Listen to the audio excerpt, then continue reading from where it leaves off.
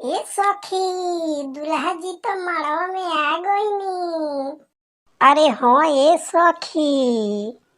तो चलो ना ए सखी, दुल्हा जी से मजाक कोइल जा। अरे ना ए दादा, दूल्हा तो बड़ी खिसियातनी, हम ना जाए मजाक करे।